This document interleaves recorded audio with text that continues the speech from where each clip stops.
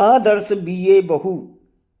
दोस्तों, आप सभी से निवेदन है, कृपया कहानी को लाइक और सब्सक्राइब कर दें। बहुत अच्छी कहानी है, कृपया इसे जरूर देखें। भाग 2, आदर्श बीए बहू, भाग 2। ये खबर बात की बात में गांव भर में और उसके आसपास के गांव में भी पहुंच गई। झुंड के झुंड स्त्री पुरुष देखने आए। भीड़ लग गई। कई स्त्रियां लीपने के लिए आगे बढ़ी, पर बहू ने किसी को हाथ लगाने नहीं दिया। वृद्ध स्त्रियां आंसू पोंछने लगी। ऐसी बहू उन्होंने कभी देखी ही नहीं थी। पुरुष लोग उसे देवी का अवतार मानकर श्रद्धा से देखने लगे। इतने में बाजार से बर्तन आ गए। बहू ने पानी मंगवाकर कोठरी में स्नान किया। फिर वो रसोई बनाने बैठ गई। शीघ्र ही भोजन तैयार करके उसने ससुर जी से कहा कि वो स्नान कर लें। ससुर जी ने आंखों में आंसू भर मोह मुग्ध बैठे थे। किसी से कुछ बोलते न थे। बहू की प्रार्थना सुन कर वो उठे, कुएं पर जाकर नहाया और जाकर भोजन किया। बर्तन सब नए थे। खंडहर में एक ही टूटी चारपाई थी। बहू ने उसी पर दरी बिछा दी। ससुर को उस पर बैठाकर चिलम चढ़ाकर हुक्का उनके हाथ में थमा दिया। फिर उसने स्वयं भोजन किया। बहू ने चाचा से कहा, 2 नई चारपाई और 1 चौकी आज ही चाहिए। सुतली के लिए उसने चाचा को पैसे भी दिए। चाचा तो सुतली खरीदने बाजार चले गए। लोहार और बढ़ई वहीं मौजूद थे। सभी तो आनंद विभोर हो रहे थे। हर एक के मन में यही लालसा जाग उठी थी कि वो बहू की कोई सेवा करें।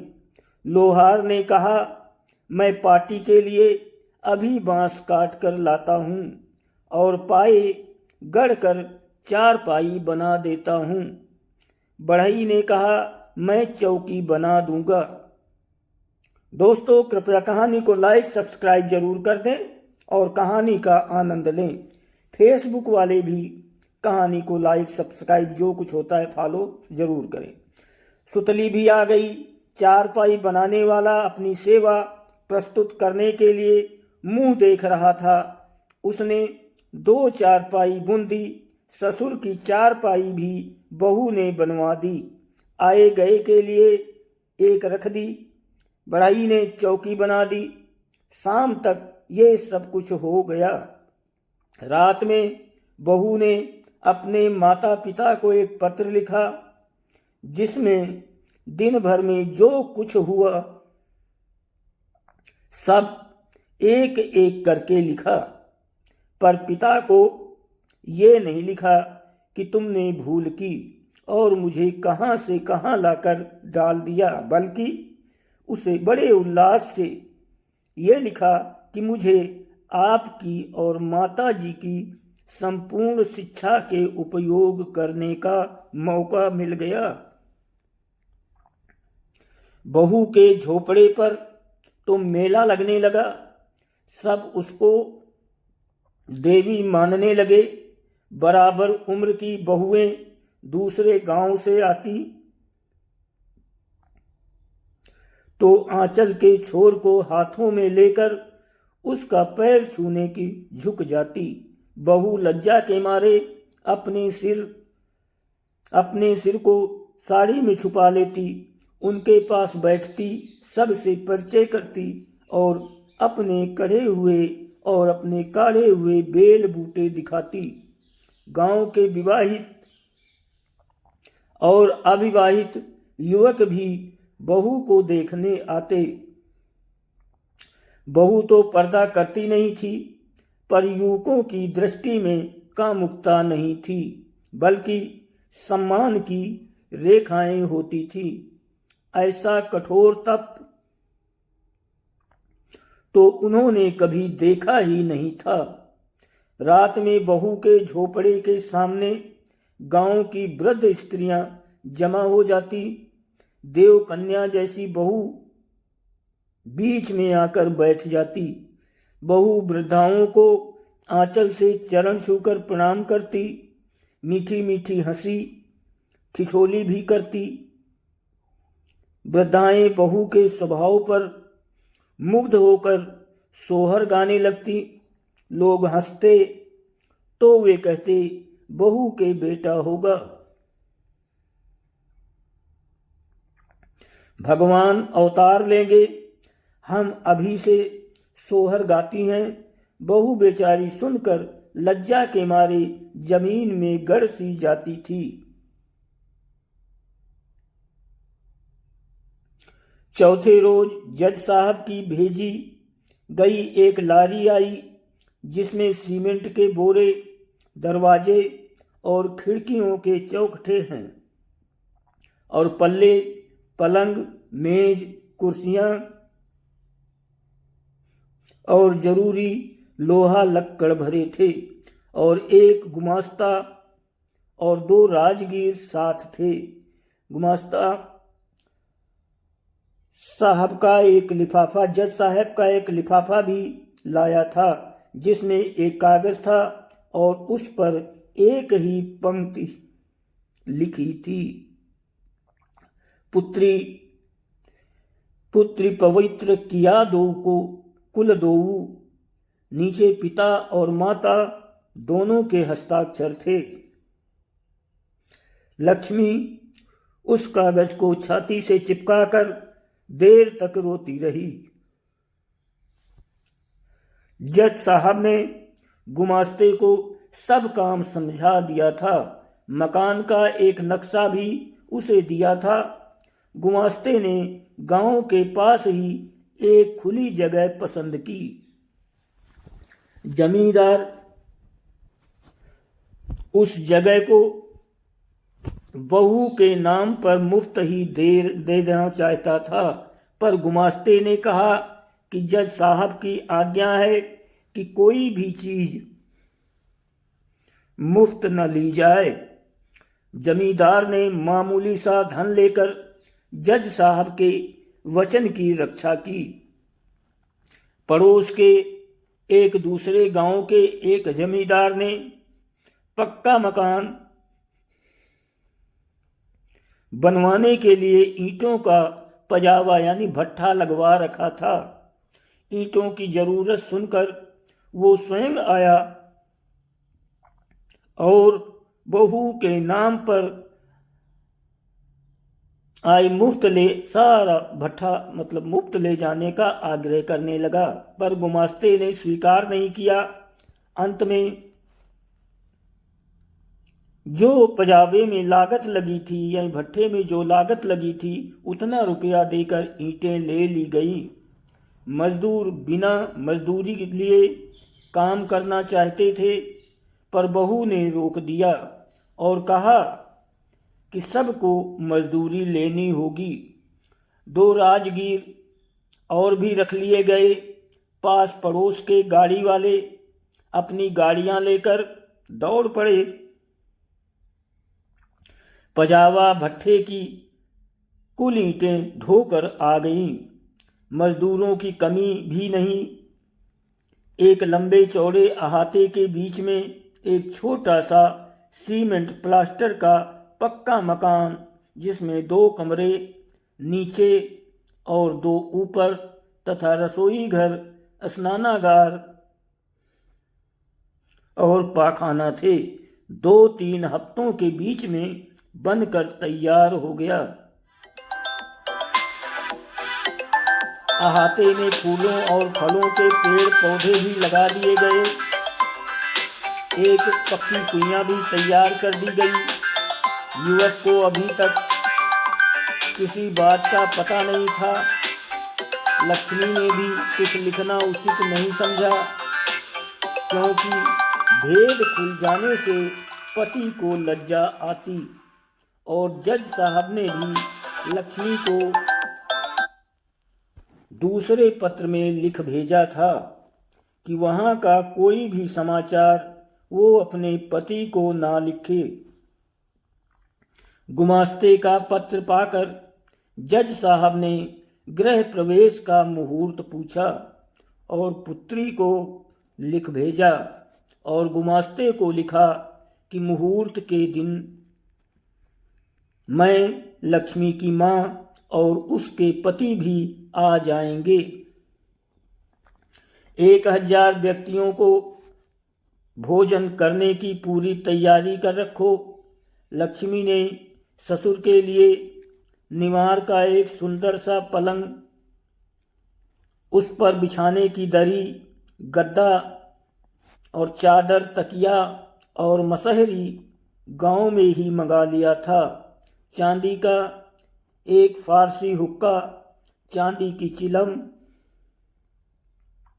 पीकदान साथ लेते आने के लिए उसने पिता को पत्र लिखा। सब चीजें आ गई थी। ठीक समय पर बड़ी धूमधाम से गृह प्रवेश हुआ। सबसे पहले युवक के पिता वस्त्र पहने हुए मकान के अंदर घुसे, बढ़िया चादर बिछी हुई निवार वाला पलंग पर बैठ गए। पास ही लक्ष्मी स्वयं चिलम चढ़ाकर फारसी हुक्का रख दिया। लक्ष्मी ने ससुर के लिए एक सुंदर सा देहाती जूतों का भी जोड़ा का इंतजाम करवाया था। वही पहनकर ससुर ने घर में प्रवेश किया था।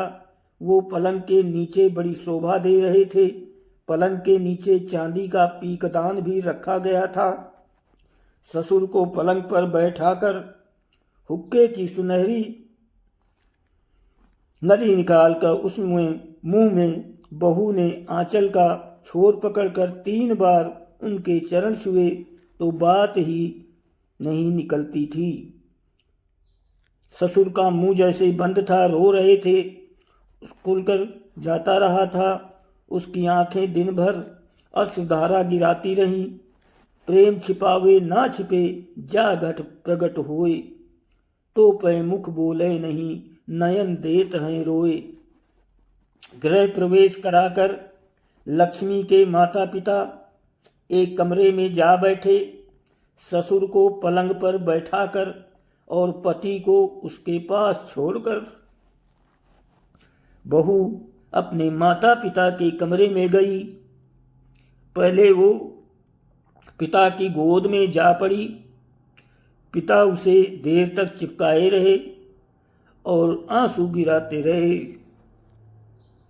फिर वो माता के गले से लिपट गई। दोनों बाहें गले में डालकर वो मूर्छित सी हो गई। माँ बेटी देर तक रोती रही। माता पिता से मिलकर बहू निमंत्रितों के लिए भोजन की व्यवस्था में लगी। उसने छोटी से छोटी कमी को भी खोज निकाला और उसे पूरा कराया। गृह प्रवेश के दिन बड़ी भीड़ थी। आसपास के गांव की स्त्रियां, जिनमें वृद्ध, युवती, बालिका सब उम्र की थी, बहू का दर्शन करने आई थी। गरीब और नीची जात की स्त्रियों का एक झुंड अलग खड़ा था। उनके कपड़े गंदे और फटे पुराने थे। भले घरों की स्त्रियों के बीच में आने और बैठने का उनको साहस नहीं होता था। बहू स्वयं उनके पास गई और एक एक का हाथ पकड़कर ले आई और बिछी हुई दरी पर एक तरफ उन्हें बैठा दिया और उनके गंदे कपड़ों का विचार किए बिना उनके बीच में बैठ गई। सबका परिचय पूछा और स्वागत सत्कार में जो पान इलायची अन्य स्त्रियों को दिया गया वही उनको भी दिया। चारों ओर से बहू पर आशीर्वाद की बारिश होने लगी। संध्या को निमंत्रितों को भोजन कराया गया। लोग प्रत्येक कौर के साथ बहू को आशीर्वाद देते। जब तक वो भोजन करते रहे, बहू के ही गुणों का बखान करते रहे। दोस्तों, कहानी को शेयर जरूर करें। ये हर घर की कहानी है। हर कहानी को हर स्त्री तक पहुंचनी चाहिए, जिससे आप सभी के घरों में एक नई खुशी आए। ऐसी शोभा बनी कि कुछ कहते ही नहीं बनता। पति ये सब दृश्य देखकर अवाक हो गया था। पत्नी के गुणों पर वो ऐसा मुग्ध हो गया था कि दोनों आमने सामने होते तो उसके मुंह से बात भी नहीं निकलती थी। दिन भर उसकी आंखें भरी रही।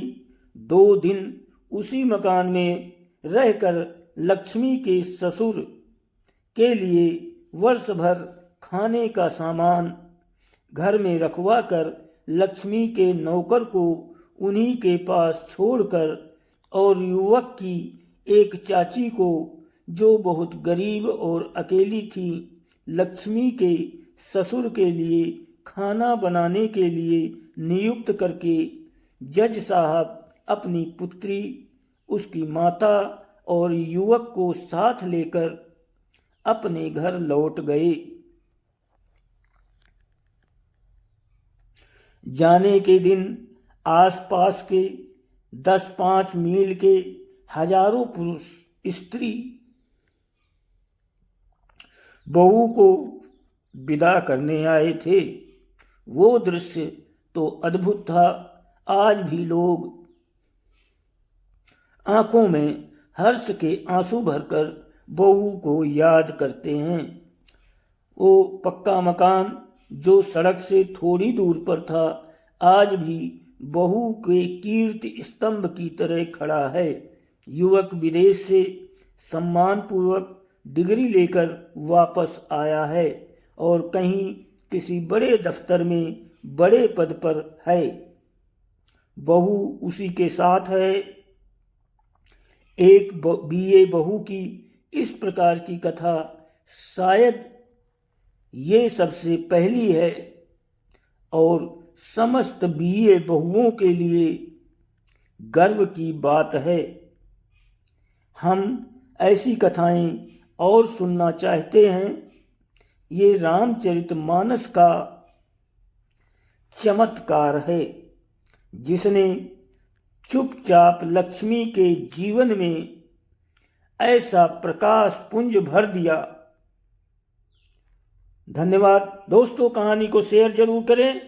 हर घर तक कहानी पहुंचे, हर घर की स्त्रियां इसे सुने और कुछ न कुछ इस पर अमल करें। आप सभी को प्रणाम और धन्यवाद।